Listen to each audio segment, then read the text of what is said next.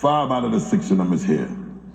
Tazaya, Mariah, Casey, Takai, Trillian, and the young boss who's home, Sicario.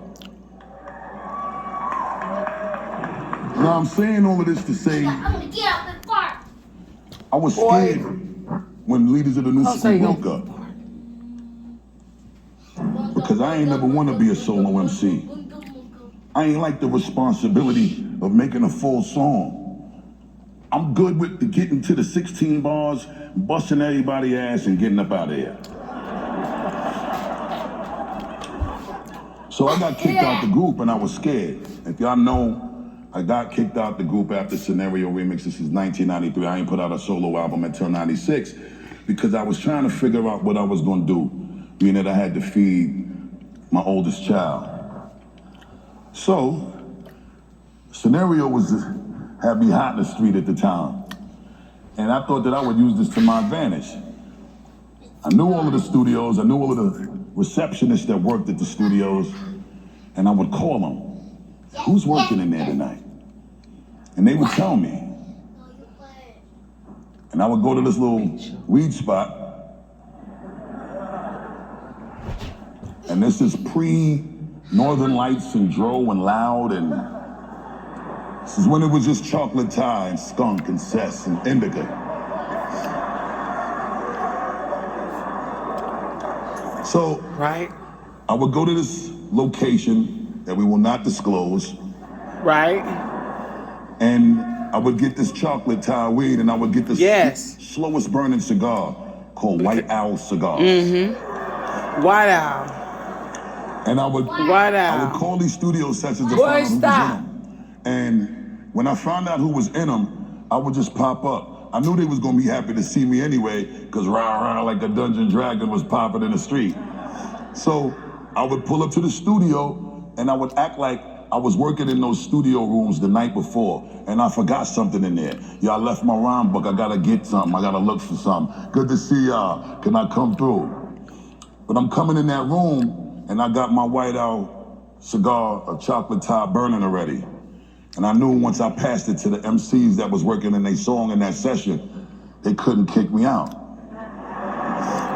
Right? So, this was my way of finding out how to feed my son. Because when leaders kicked me out, couldn't do the shows and get the show money no more. Promoters wasn't paying us for partial group to show up. That's right. Now, don't get me wrong, everything that Busta Rhymes embodies as far as going to get it and not taking no for an answer came from being a Caribbean, raised in a Jamaican home,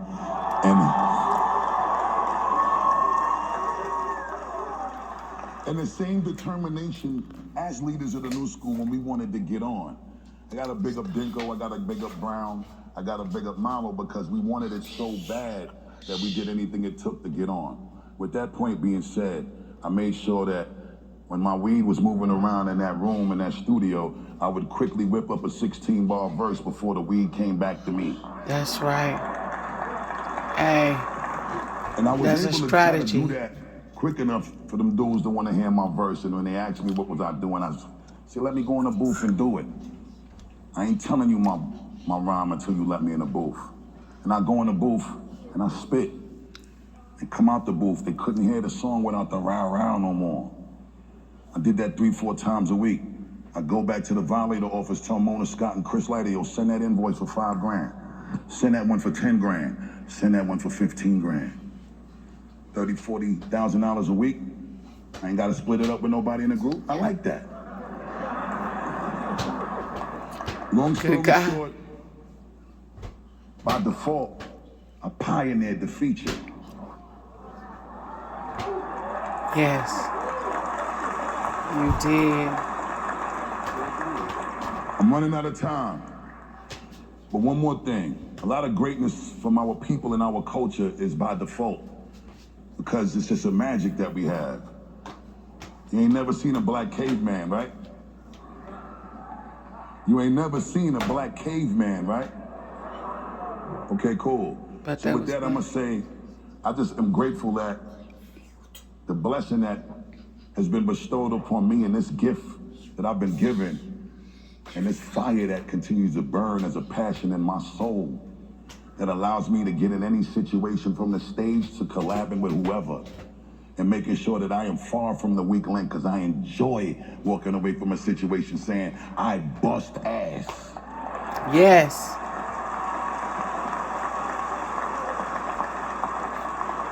It's just me trying to do my duty to continue to advance the culture and continue to contribute in a significant way. I see so many people in here that I've known and I've grown with for a long time, and y'all watch me grow, and I love y'all, and I know y'all love me, but I'm a real giver of love. Sometimes I know I might overwhelm you. I want to hug you, and I won't let you go. I shake your hand, I shake it tight. I speak to you from a place. I really want you to know that I really want you to know I mean what I'm saying. You know what I'm saying? I love you. I gotta say this. I gotta say this. There's nothing that I do that's as great as I do it without my brother Split Star. Hey. Hey. I love you so much. My best Hype 'em friend. up. Hype 'em up. It always been that way. Salute. My other best friend, DJ Scratch and Tour, we all grew up in East Flatbush, Brooklyn before we went to Long Island. I think I had enough. I really wish I could keep talking this. It took so long to give me this. I got so much to say. Man. Mommy, I love you so much. Thank you for signing my deal when I was 17 at Elektra Records. Sylvia Rohn came over there, changed my life. Put your hands, woo-ha, everything remains raw. We was busting ass. Sylvia Rohn means so much to me. Mona Scott, you mean so much to me. Mama. Sylvia went to Universal. She left Warner. She brought me over there, took me with her. She went to Epic. I'm back with her. We just dropped an incredible record 2 days ago called Beach Ball with me and Mia. It's the anthem for the summer. Now, one thing that I need y'all to know, we're gonna stop these little petty beefs that we be doing in rap. This shit is... Y'all messing up the bag. Y'all messing up the energy. I don't like when I talk to these dudes that run these streaming platforms and they talking about, you know, we turning the consumer off because there's so much little this and little that going on with you rappers. We're gonna stop that. We're gonna love each other and we're gonna get to this money.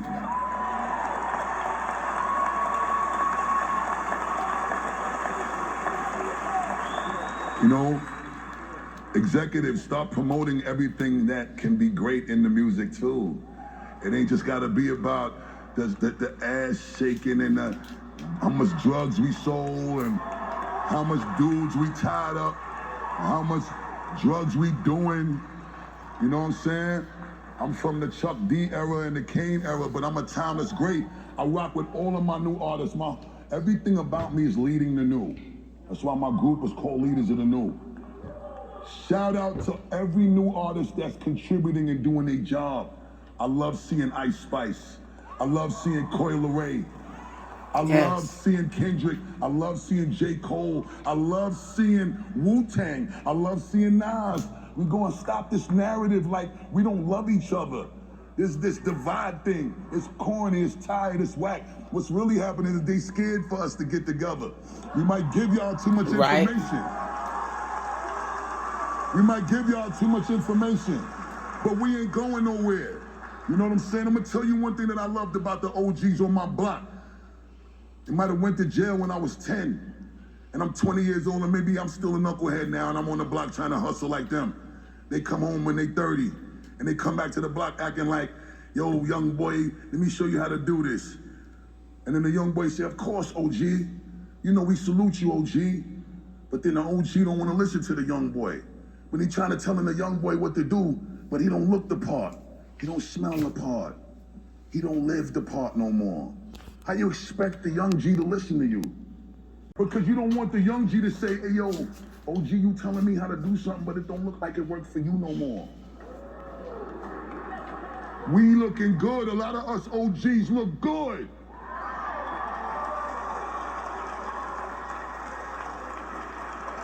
Hey, 40 water. Tell him. It's important. We want y'all to pull up and we want to give you the information.